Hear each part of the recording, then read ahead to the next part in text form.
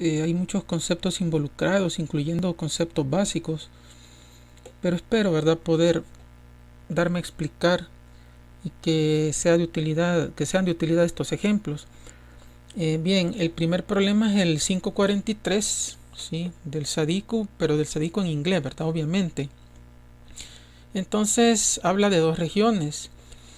Con solo ver la primera región, que dice que ρ es menor o igual que 4 centímetros, y la segunda región, donde dice que ρ es mayor o igual que 4 centímetros, nos damos cuenta de que está hablando en coordenadas cilíndricas, ¿sí? Bueno, eso se confirma por las coordenadas del vector en el medio 2.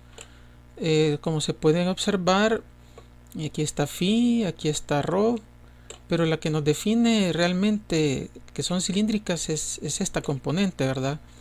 Porque definitivamente está en z.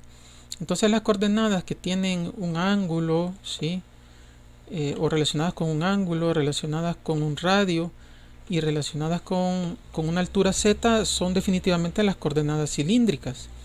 Bien, entonces aquí he puesto yo, ¿sí?, aquí he puesto yo a manera de recordatorio, y creo que va a aparecer en varias diapositivas, las condiciones de frontera que vamos a usar en este problema. Observen que en este caso, ¿sí?, observen que en este caso, perdón, en este caso, la ecuación que tiene que ver con la densidad superficial de carga libre aparece simplificada porque en ningún momento nos dice que hay carga libre en la frontera entre los dos medios. Entonces, otro punto importante es que cómo se define la región, ¿verdad? Ρ menor o igual que 4 centímetros. Bueno, acuérdense ustedes que en coordenadas cilíndricas la coordenada ρ sencillamente nos define un radio, ¿verdad? Nos define un radio. Entonces decir que ρ es menor o igual que 4 es sencillamente la región, ¿sí?, que está dentro de una distancia igual a 4 centímetros. Es decir, es todo el interior, ¿sí?, es todo el interior de esta circunferencia, ¿sí? No se preocupen que ya voy a borrar. Esa es el área ρ menor o igual que 4, ¿verdad? Sería esta que está acá, ¿verdad? Y el área ρ mayor o igual que 4, pues sencillamente es toda el área que está fuera, ¿sí? Disculpen que nunca he sido bueno para esto, pero es toda el área, ¿verdad? Toda esta área que está fuera de esa circunferencia, ¿sí? Ahí están las dos regiones. La verde es ρ mayor o igual que 4 y la roja es ρ menor o igual que 4. ¿De acuerdo? Así de sencillo. Luego dice de que las constantes dieléctricas, es decir, las permitividades relativas, son 3.5 y 1.5 respectivamente. Entonces aquí he puesto yo, ¿sí?, que la permitividad del medio 1 es 3.5 veces la permitividad del vacío, que es totalmente equivalente a este 3.5 en términos de constante relativa. Lógico, porque cuando este epsilon sub 0 pasa a dividir acá, es epsilon sub 1, es decir, la permitividad del medio 1 entre epsilon sub 0 es precisamente la constante dieléctrica o permitividad relativa, ¿verdad?, que es igual a 3.5. Lo mismo pasa en el medio 2, ¿verdad? Lo mismo pasa en el medio 2. Es un razonamiento similar. ¿Qué más? Sí. Luego el vector que nos están dando, ¿sí?, el vector que nos están dando es el que está en el medio 2, ¿sí? Entonces, observen que adrede, ¿sí?, adrede yo puse el vector en el medio 2 como partiendo de la frontera, cuando siempre el vector en el medio 2 nosotros hubiéramos esperado, ¿sí?, hubiéramos esperado, por decir algo, ¿verdad?, que hubiera llegado a la frontera, ¿sí? Entonces, pero yo adrede lo he hecho porque quería resaltar que cuando las expresiones son así de simples, lo único que hay que tomar en cuenta es que la permitividad corresponde al medio donde está el vector.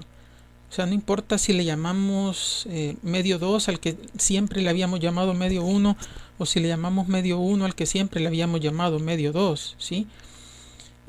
Lo que importa es que las permitividades correspondan al índice del vector o que pertenezcan al medio donde está el vector. Eso es todo, ¿sí?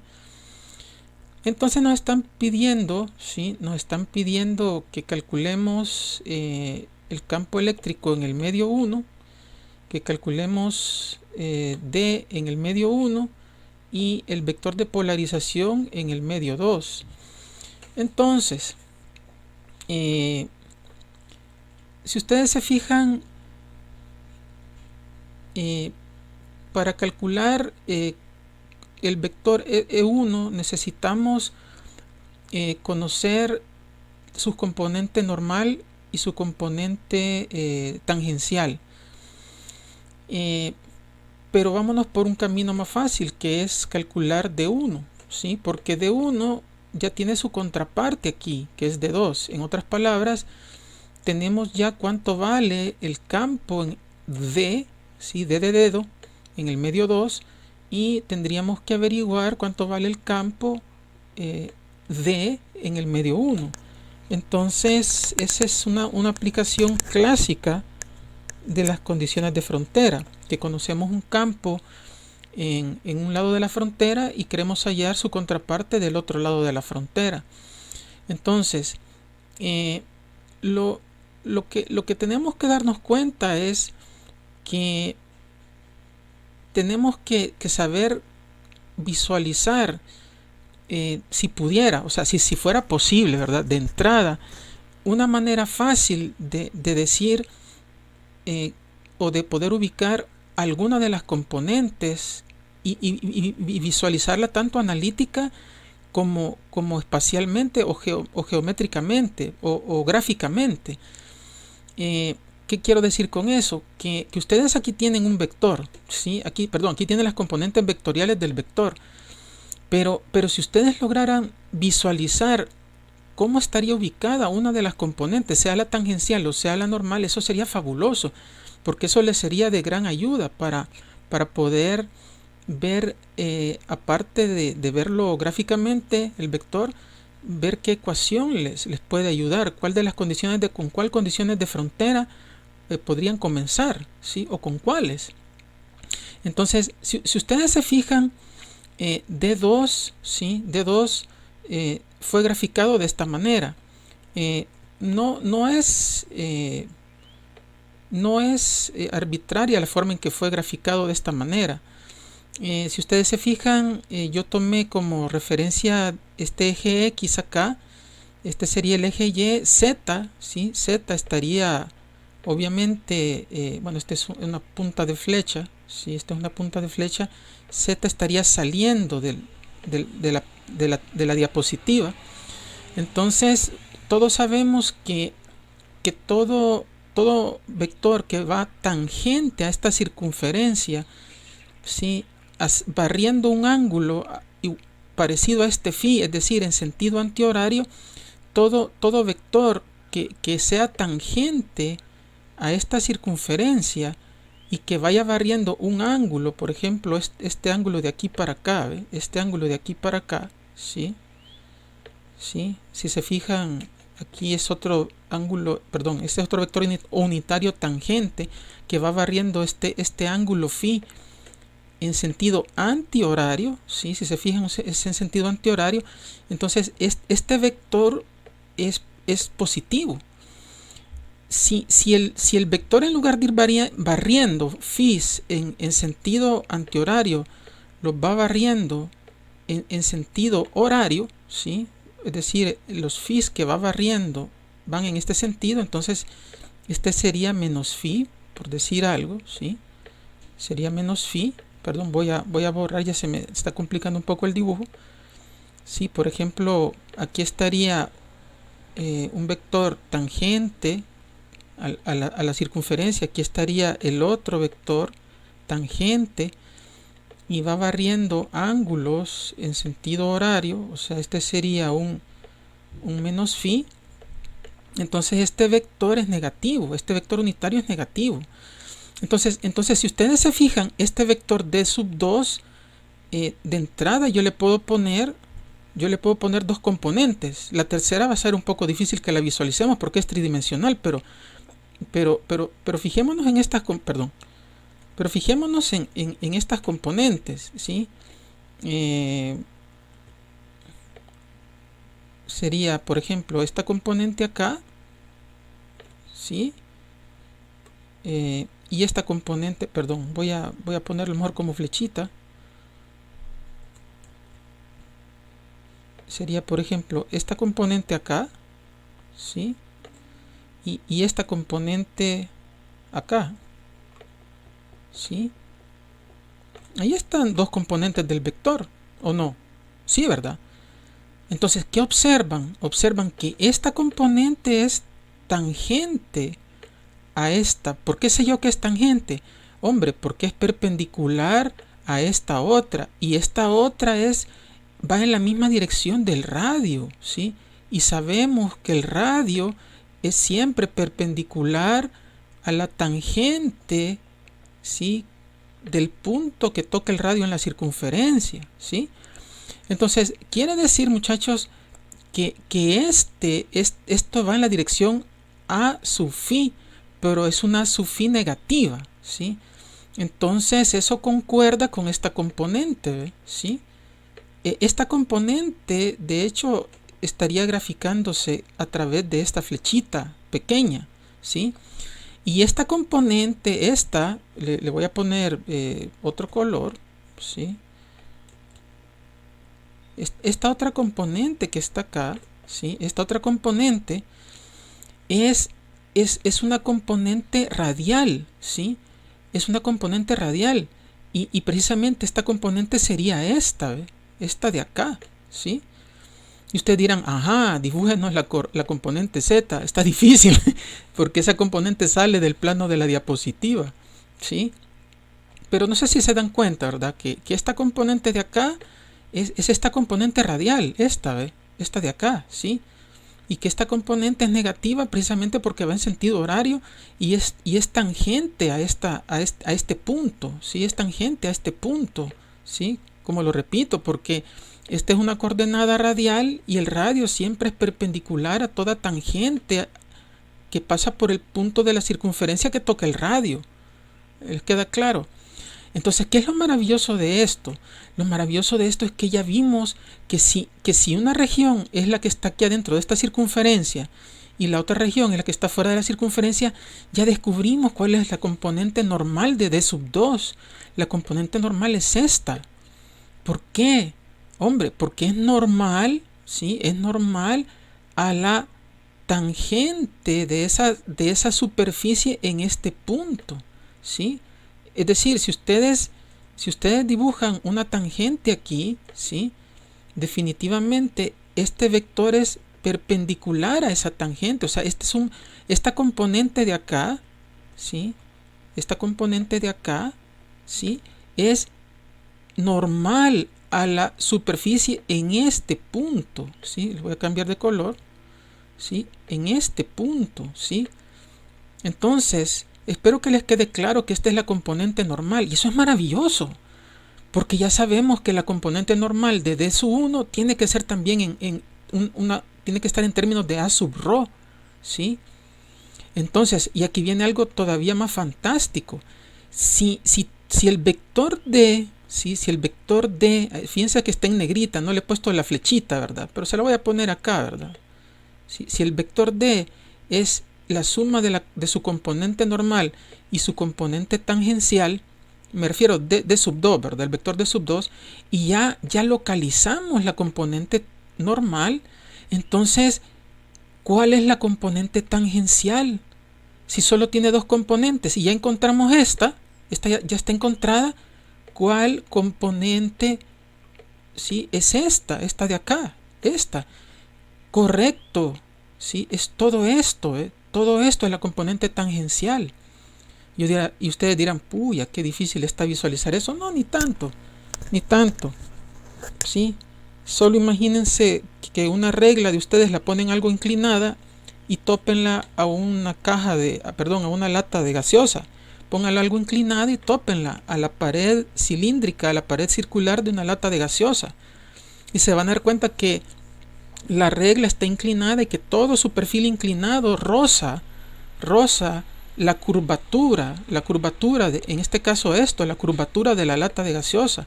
Entonces tiene sentido que sea bicomponente, o sea,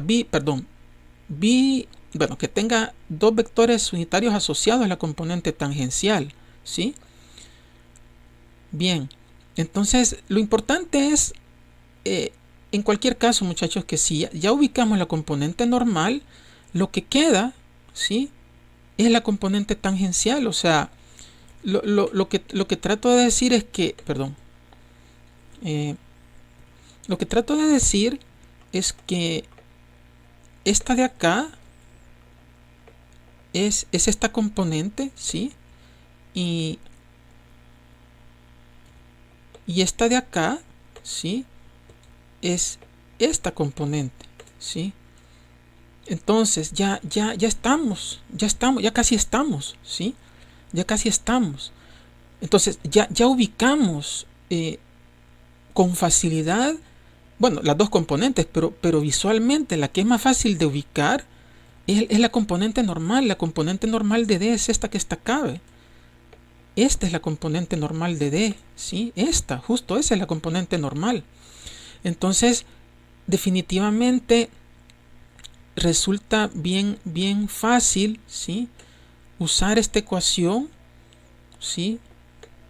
Resulta fácil usar esta ecuación para hallar la componente normal del D en el medio 1, porque esa componente que acabo de señalar acá, esta de acá, ¿sí?, es la componente normal de D en el medio 2. Nosotros tenemos que hallar la componente normal en el medio 1. Y de acuerdo a esta ecuación, porque como no hay cargas libres, las componentes son iguales, es decir, son continuas cuando no hay cargas libres en la frontera.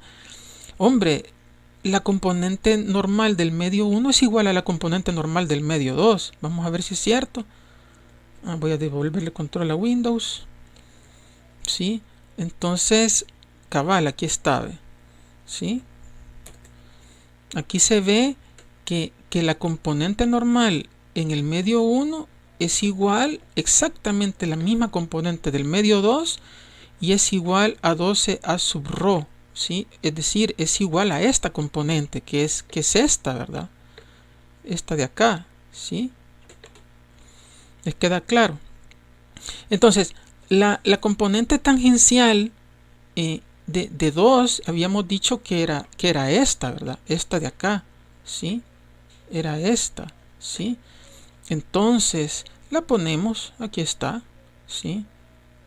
Ahí está, esa es la componente tangencial de 2, de D sub 2. Entonces resulta bien fácil aplicar esta condición de frontera, ¿sí? Resulta bien fácil aplicar esta condición de frontera. Esta condición de frontera lo que me dice es que la componente tangencial de un vector entre fíjense bien que no estoy diciendo D sub 2 entre epsilon sub 2 y D sub 1 entre epsilon sub 1, no lo quiero decir así porque no estoy respetando la convención, y eso se lo dije en una clase, no estoy respetando la convención de que D sub 2 es el que siempre llega a la frontera, ¿sí? No estoy respetando esa convención. Si se fijan, vean las clases anteriores y se van a dar cuenta que el que llevaba el índice sub 2 era el que llegaba, el que incidía en la frontera, pero no estoy respetando esa convención. Pero no importa, se les dijo que cuando lean estas ecuaciones digan que un vector en uno de los medios dividido entre la permitividad eléctrica de ese medio es igual al vector, ¿sí? La componente tangencial de un vector, ¿sí?, en un medio dividido entre la permitividad eléctrica de ese medio es igual a la componente tangencial del otro vector entre la permitividad del otro medio, ¿sí? Fíjense que no estoy hablando en términos de D sub 2 y de D sub 1, solo de vectores ubicados en medios diferentes. Entonces, precisamente de aquí, ¿sí?, de esta expresión, espero que les resulte claro que esto es cierto, ¿verdad? Que esta igualdad es cierta, ¿sí? Si ustedes se fijan, ¿cuál es la permitividad del medio 1? Es 3.5 veces epsilon sub 0, ¿sí? Que es este número que está aquí, ¿sí? Este número originalmente está, perdón, este número, ¿sí? Este número originalmente está aquí abajo, aquí en el denominador, ¿sí? Entonces, al pasar del otro lado pasa multiplicando y por eso es que lo hallamos aquí, ¿sí? Y este número, ¿sí? Este número que está acá es precisamente d sub 2 entre epsilon sub 2. Este número que está acá es epsilon sub 2, ¿sí? Todo este número que está acá, ¿sí? Todo este número es epsilon sub 2. Obviamente todo esto, ¿sí? Obviamente todo esto es epsilon sub 2, ¿sí? Esto es epsilon sub 2, perdón, d sub 2, ¿sí? Esto es d sub 2 y esto es epsilon sub 2, ¿sí? Entonces esa parte es esta parte de aquí, ¿sí? Entonces, pero yo lo que espero que hayan visto es que no he respetado la convención de que siempre es el vector con subíndice 2 el que incide en la frontera y el de subíndice 1 es el que parte de la frontera hacia más allá, ¿sí? Entonces, bueno, obviamente aquí está la explicación de este cociente, ¿verdad? Aquí está, ¿sí? Esta parte de acá, ¿sí? Coincide, bueno, obviamente junto con esta, ¿verdad? Junto con esta coincide con esta ecuación, ¿sí? Entonces, si ustedes se fijan, este epsilon se cancela con este epsilon, ¿sí? Y de multiplicar este 3.5 entre 1.5 por estos números, eso me da la componente tangencial de d sub 1. Y como ya sé que la componente normal de d sub 1 es exactamente la misma componente normal de d sub 2, es decir, es este valor, ¿sí? ¿Sí? Entonces, cuando yo sumo este valor, ¿sí?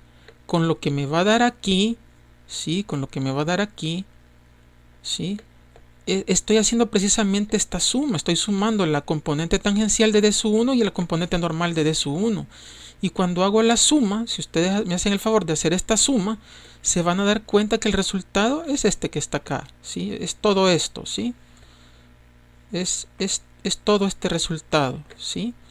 En nanocoulomb sobre metro cuadrado. No se les olviden las unidades. Y ese es el resultado que da el sadico. Entonces ya hallamos la primera respuesta, ¿sí? Ya encontramos. Voy a retroceder. Perdón, le devuelvo el control a Windows. Voy a retroceder y ya encontramos la primera respuesta. Ahora vamos a hallar P sub 2, ¿sí? Entonces, perdón. Devuelvo el control a Windows. Ahora vamos a hallar P sub 2. Esto que está acá. Sí, perdón. Creo que me estaba haciendo falta una. Sí, le estaba haciendo trampa. Falta encontrar E1, ¿sí? Y ustedes dicen, ¿y cómo encontramos E1? Fácil, acuérdense.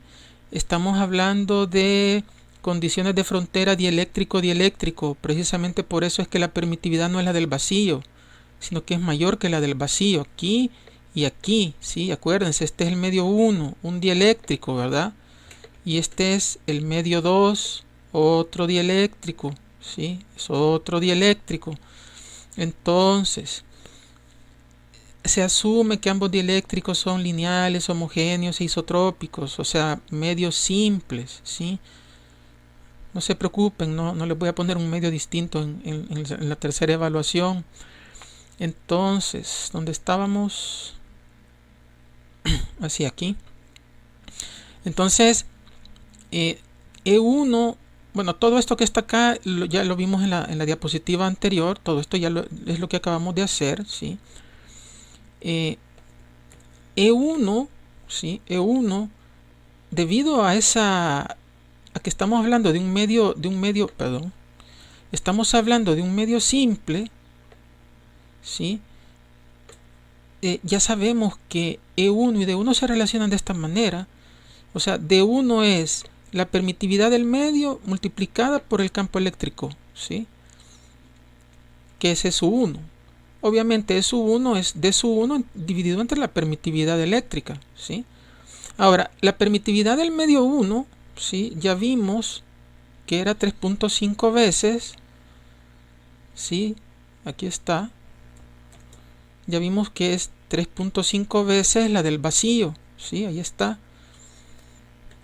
Entonces, precisamente aquí se nota, ¿sí? Se nota que es 3.5 veces la del vacío. Esa es la permitividad del medio 1. Entonces, D1 entre 3.5 veces la permitividad del medio 1, perdón, 3.5 veces la permitividad del vacío, que es epsilon sub 1. Cuando ustedes, sabiendo que D1, obviamente, ¿verdad? Obviamente D1 es esto que está acá. Cuando ustedes me dividen cada uno de estos términos entre 3.5 veces epsilon sub 0 y me buscan por favor a qué es igual epsilon sub 0, me parece que es 8.85 por 10 a la menos 12 más o menos, ¿sí? Entonces les dan estos números. Son un poquito diferentes a los del Sadiku, pero de entrada les digo que el Sadiku no sé cómo es que mantiene sus respuestas históricas, pero probablemente o las hizo con regla de cálculo. ¿Y qué es regla de cálculo? Busquen en Wikipedia qué quiere decir regla de cálculo, o las hizo con un método muy aproximado, pero a mí son estas las que me difieren yo creo que en menos de un 1% de error o de diferencia con respecto a las del Sadiku, pero estas son las que me dan a mí, ¿sí? Son bien cercanas a las del Sadiku. No siempre las respuestas a las que llegamos son iguales a las del Sadiku, pero yo estoy seguro que conceptualmente estamos bien. Bueno, sigamos. Entonces, la otra pregunta, o la otra que queda haciendo falta, es calcular P sub 2, ¿sí? P sub 2, vamos a ver si es cierto. Sí, aquí está. Teníamos que calcular P sub 2 y aparte de eso la densidad volumétrica de carga en el medio 2, que obviamente está relacionada con P sub 2, porque ustedes se acuerdan que esta densidad volumétrica de carga era igual a menos la divergencia, ¿sí? Menos la divergencia de P sub 2, en este caso, ¿verdad? En general es P, pero en este caso es menos la divergencia de P sub 2, ¿se acuerdan, verdad? Que lo vimos. Entonces, ¿cómo calculamos P sub 2? Con nuestra vieja conocida, ¿sí? Sí, con nuestra vieja conocida ecuación, esta ecuación que está acá, ¿sí? Que ustedes ya la conocen muy bien, ¿sí? ¿Se acuerdan, verdad? Que D es igual a, si pasamos esto, si lo pasamos de este lado, ¿verdad? Si lo pasamos de este lado, pasa sumando y sería D sub 2 igual a epsilon sub 0, es epsilon sub 0, aunque estemos en otro medio, esto es por ley, es epsilon sub 0, por epsilon sub 2, ¿sí? Más P sub 2, ¿se acuerdan, verdad? ¿Se acuerdan de esa ecuación, verdad? Entonces, ya conocemos esto, ¿sí? Ya conocemos esto, ¿sí? Sí, bueno, lo conocemos porque nada más hay que dividir entre epsilon sub 2 para encontrar E2, ¿sí? Eso es muy fácil de encontrar, aquí está calculado ya, ¿sí? Aquí está calculado, ¿sí? Ahí ustedes pueden ver que estoy dividiendo entre epsilon sub 2. Observen que epsilon sub 2 debe ser 1.5 veces la permitividad del vacío. Vamos a ver si es cierto. Sí, aquí está, ¿sí? Pueden ver que epsilon sub 2 es 1.5 veces la permitividad del vacío, ¿sí? Entonces aquí está calculado ya epsilon sub 2, como les decía. Perdón.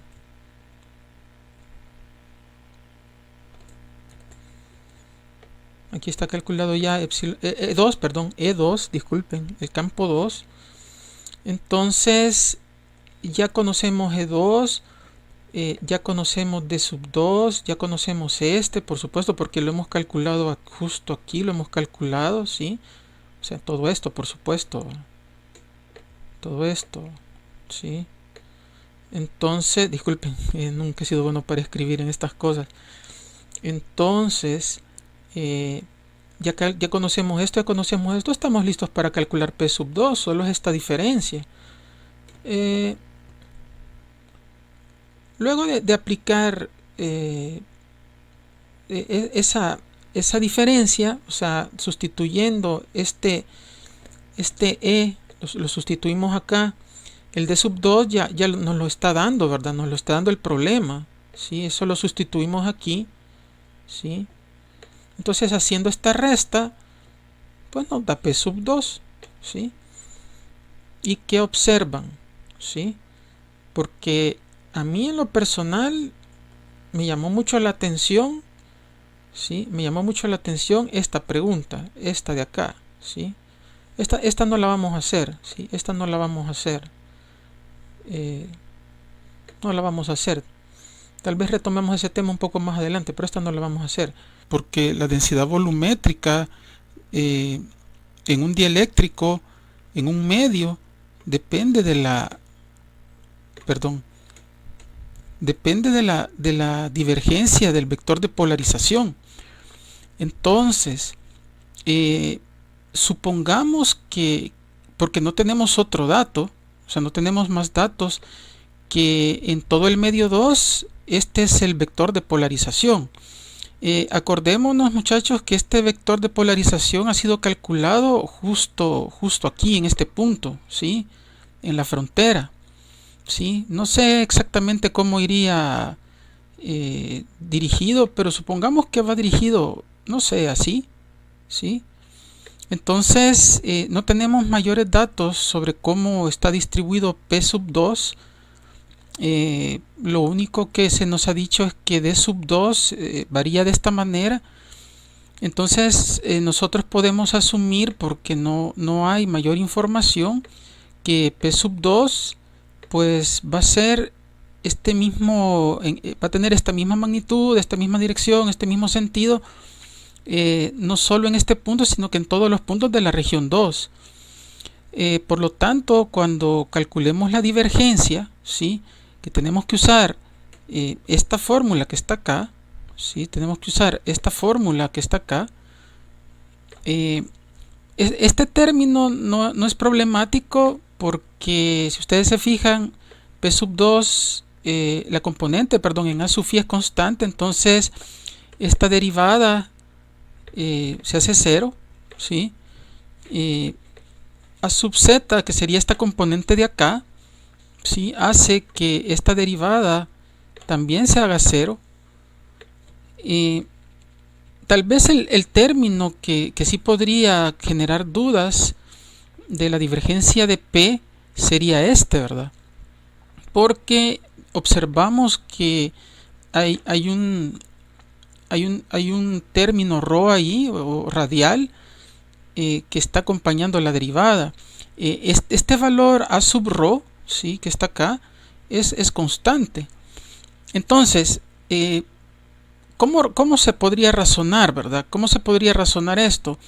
Bueno, sin importar, ante todo ver que la divergencia es una operación puntual, ¿verdad? Ustedes pueden calcular la divergencia en cualquiera de esos dos puntos que acabo de dibujar, o pueden calcular la divergencia en este punto, o en este punto, o en este punto, o en este punto. Pero ¿qué es lo que observan, muchachos, para cualquiera de esos puntos y otros puntos, ¿verdad? No solo eso, sino que otros puntos. ¿Qué es lo que pueden observar? ¿Sí? Lo que pueden observar es que todos esos puntos están en la región 2. Eso quiere decir que la distancia radial, ¿sí? La distancia radial, por ejemplo, de este punto es diferente de 0. Y no va a ser 0, porque el único lugar donde es 0 es en el centro de la región 1. ¿Sí? Por ejemplo, para este punto, bueno, no importa, voy a dibujar un punto cualquiera, ¿sí? La distancia radial es diferente de 0, por ejemplo, para este otro punto, la distancia radial es diferente de cero. Entonces quiere decir que cada vez que calculemos la divergencia en un punto, definitivamente este ρ se puede dividir entre este. Es decir, este puede entrar adentro del operador, ¿sí?, de diferenciación, porque este es un operador lineal, ¿sí? Entonces este 1 sobre ρ puede entrar aquí, entonces se cancelan estos dos ρ, ¿sí? Y resulta que la derivada respecto a ρ de a sub ρ, donde a sub ρ es esta constante, pues es igual a 0, ¿sí? Entonces al final resulta que también este término es igual a 0, ¿sí? Al igual que este es igual a 0, ¿sí? Al igual que este otro es igual a 0. Entonces resulta, por lo tanto, que la divergencia de P sub 2 en la región 2, ¿sí? Acuérdense que la región 2 es esta que está acá, ¿sí? La región 2 es esta que está acá. Entonces la divergencia en cualquier punto siempre va a ser igual a 0. ¿Sí? Este signo menos como que no tiene mayor efecto en el resultado.